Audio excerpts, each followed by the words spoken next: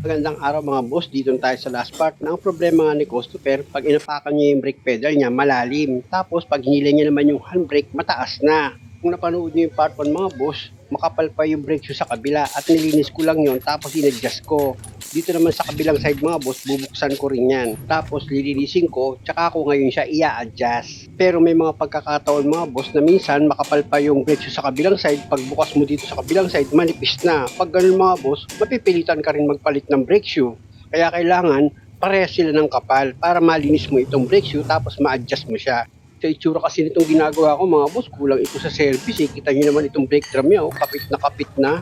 Kaya sa kabilang side, di ba, kung napanood nyo yung part 1, ang hirap tanggalin nung brake drum niya. Dahil nga sa lumalim yung disc nun, yung tinatamaan ng brake shoe. Pero naging okay naman, na-adjust ko naman siya ng maayos kung napanood nyo. At kung makikita nyo naman dito sa kabilang side, makapal pa naman itong brake shoe niya. Kaya yung gagawin ko dito mga boss, same procedure lang. I-adjust ko pa rin yung preno niya tapos lilinisin ko yan. Alam niyo mga boss, mahalata nyo rin naman pag kulang sa maintenance yung isang sasakyan eh. Gaya nito, ang kapal ng kalawang na nakakapit dito sa brake drum niya. Kaya pag nangyari sa inyo ganito, lihain nyo lang siya maigi hanggang sa matanggal yung kalawang. Tapos spray nyo ng brake cleaner tsaka nyo punasan ng basahan. After nyan, ganun din dito sa brake shoe. Sprayan nyo yan ng brake cleaner para itong brake shoe niya, medyo lumambot siya ng kaunti. After nyan mga boss, gamit ka ng liha para maliha mo naman itong lining niya nang sa ganon yung tumigas dito sa ibabaw ng brake lining mo matanggal. Tapos spray mo ulit siya ng brake cleaner. Sa kabilang side mga boss, ganyan din yung ginawa ko dahil nga sa napansin ko na matigas itong brake lining niya. Kaya nga bago ko yun niliha, in-sprayan ko muna para lumambot pag niliha ko. Balik ulit ako dito sa ginagawa ko mga boss, after ko nga ma-sprayan ng brake cleaner itong brake shoe, hinanginan ko na yan. After ko mahanginan yan, gagamit ulit ako ng flat screw para may adjust ko itong brake adjuster niya. Tandaan nyo mga boss, sa pag-adjust nyo ng preno, hindi pwedeng yung kabilang side malubag, dito naman masikip. Hanggat maaari, pantay. Hindi naman ma-perfect, dapat hindi sila nagkakalayo ng pagkaka-adjust nyo ng preno. At after ko ma-adjust, nakita nyo naman, inilagay ko na itong brake drum, tapos gagamit ako dyan ng steel brush mga boss, kukuskusin ko itong makapal na kalawang dito sa wheel hub ni customer. Mahirap kasi ipasok itong brake drum. Bukod doon, para makuha ko yung tamang adjustment ng preno ni customer. At kung makikita nyo, binugahan ko pa nga ng hangin yan, tsaka ako ngayon siya inisprayan ng penetrating oil. At dahil sa makapal yung pagkaka-spray ko ng penetrating oil, binugahan ko ng hangin yan mga boss. After nyan, paluin ko itong brake drum, tsaka ako ngayon ikutin para ma-check ko nga kung okay yung pagkaka-adjust ko ng preno. At dahil sa okay naman, pwede ko na ngayon ilagay yung gulong. Tandaan nyo mga boss, pag nag-adjust kayo ng preno or in-adjust nyo nga yung brake shoe nito, pinabuka nyo siya, pati yung handbrake ito mga boss, mag-a-adjust na rin yan. Kaya hindi nyo na kailangan mag-adjust pa sa handbrake cable. O ipacheck na natin kay customer kung okay na. Saan pa yung handbrake? Oo. Yun ako, mixi na siya, mixi na. Okay na? Okay na sir? Okay na? Okay. Dahil sa nag-thumbs up na si customer, dito naman ako sa pag-scan ng makina niya. Ilagay ko na itong socketware ng scanner ko mga boss. Kapain ko yan kung saan nakaposisyon. Yun, eto na. Diyan ko ngayon isasaksak itong socketware ng scanner ko. Ayan mga boss, kung makikita nyo. Kukonek ko na yan para masimulan ko na itong pag-scan ko nga. Yan mga boss, okay na. Na-connect ko na itong scanner ko. Para tayo nag-game and watch lang ha. Pina-scan sa akin ni customer itong makina niya dahil nga sa hindi siya updated sa pagpapaservice nitong sasakyan niya. Ali nung natapos na nga yung warranty niya, hindi na siya nagpa-service. Kaya pala nung i-change oil ko itong sasakyan ni customer, kung napanood niyo yung part 1, grabe yung dumi ng makina niya. Di naman pala, hindi siya nagpapaservice. Parang change oil lang ata yung madalas niyang maipagawa. Sa ngayon kasi mga boss, ginagamit na ata nilang pang biyahe itong sasakyan. Kaya kailangan na talaga nilang mag-on time sa pag-maintenance nga nitong sasakyan nila. Kaya nga isa sa ginawa ni customer, pina-scan niya sa akin itong makina. Niisip niya kasi baka mamaya biglang may lumabas na check engine dito sa dashboard niya. Mataranta daw siya kaya ipacheck niya na lang para sigurado kung meron itong fault code at kung anong pwedeng gawin. Sa pag-scan naman itong sasakyan ni customer, madali lang. Kukunin mo lang naman kung saan gawa itong sasakyan, tapos anong pangalan ng sasakyan, yung year model niya, tapos yung klase ng makina. Pag na-save ko na yun dito sa scanner ko, tsaka ako ngayon pindutin itong quick test para mabilisan, malaman niya agad kung may problema ito sa mga sensor niya or dito sa makina. At ito nga mga boss, kung makikita nyo, merong lumabas na dalawang fault code. Kung makikita nyo nga dito sa screen ng scanner ko, meron siyang lumabas na dalawang 1DTC. Kaya lang, wala pang 100% mga boss, kaya wait muna. Ayun, naging tatlo na yung DTC niya mga boss, yung fault code. Kaya ilagay ko yun sa report para malaman ko yung fault code niya. Ayan mga boss, yung fault code niya na lumabas. Bawat isang fault code mga boss, may kanya-kanyang number yan. Tapos nakasulat kung ano yung mga problema na lumabas. Pag ganyan mga boss, tinatanong ko muna si customer kung ano yung nararamdaman niya dito sa sasakyan.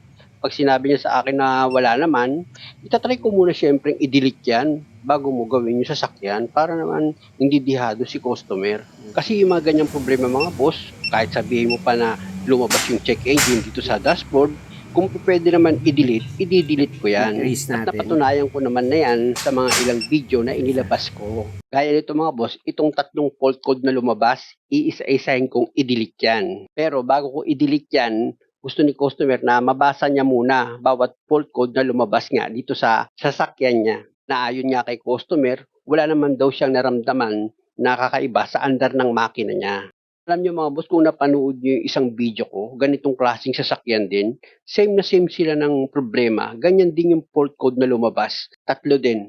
Kaya lang yun mga boss, ang nangyari doon, talagang yung mirror niya nagloko. Yung rough idle talaga yung nangyari sa kanya. At yung check engine niya nagbi-blink-blink sa dashboard. Tapos nung dinala sa akin, wala muna akong ginalaw sa makina, iniscan ko lang muna. Tapos ganito rin, meron din siyang lumabas na tatlong fault code.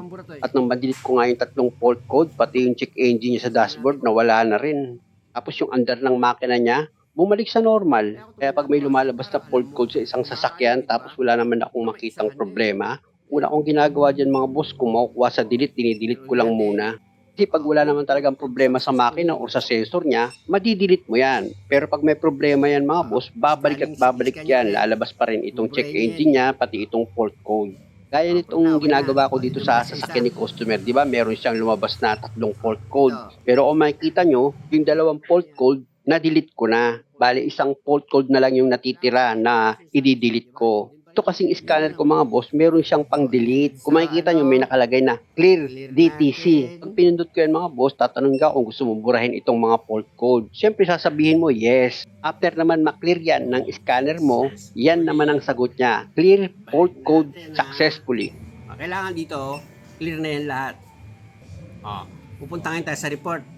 Sa report, kung may issue pa siya. Pinto yung report okay na, wala nang issue. Diba? Exit natin. Ngayon, punta tayo sa quick erase. Tignan natin kung the panel, are you sure? Fault code. Clear details being completed. Okay. Very good. Kaya ako naman sinasabi sa inyo ito mga boss, para malaman nyo na hindi lahat ng fault code check engine problema na agad. Pwedeng i-delete yan sa pamamagitan ng scanner. Mawawala yan. Na kung wala ka talagang kamalay-malay, kundi ka tatakutin, mapapagastos ka pa ng malaki. Hindi ito paninira mga boss. Meron na akong nagawang ganyang klaseng problema. At nung ginawa ko nga, dinilit ko lang, naging okay na. Pero dun sa gagawa, nako, ang daming problema. Kaya mag-iingat kayo sa bawat tao na nilalapitan nyo. Dahil sa okay na ito mga boss, mag-rotis na kami ni customer. Ganda na kasi yung siya na yung humatol. Para malaman namin kung okay na ba itong brake pedal niya, hindi na ba siya malalim pag inapakan, pati itong handbrake pag hinila, dapat paiksi na yan, kumbaga malakas na siya. Siyempre naman, maganda sa pakiramdam yung pag naghiwalay kami ni customer, okay na itong sasakyan niya, wala nang problema. Test natin yung pang ilalim. So parang yung preno mo sa brake pedal, okay na. Tumaas na. Yan ang ano niyan. Ang nakaraan po, lalim. Malalim na. Paano ba ang service nyo, sir, brother? Ano po Kung kailan lang? kung kailan lang po available. Yun lang, kung kailan lang gusto magpagawa, tsaka ipagagawa. Ilang kilometer na ba yan? Yung pinaka yung Yung kilometer tinakbo niya lahat. 51,849. 51,000 kaliwa. Kaya lang naman lumaki yan mga boss dahil nga sa ginamit ng pambiyahe itong sasakyan. Medyo maganda na po ang preno. Maganda na. Gabi na kasi kayo nung nagpunta nun . Sa pag-road test na ginagawa namin ni customer, okay naman na itong preno niya. At sa makina at pang ilalim, wala naman akong nakitang problema. Nakaraan po kasi kailangan medyo malalim eh. Ngayon. Opo. Hindi na ano ko na yun nung nakaraan. Eh kaya lang, siyempre gabi na tayo eh. Tabi mo ng konti dito, brother. Yan. Tapos full stop ka. Ipakita ko lang kay customer na okay na itong handbrake niya. Bitaw mo yung preno. Lagyan mo sa park, brother. Park.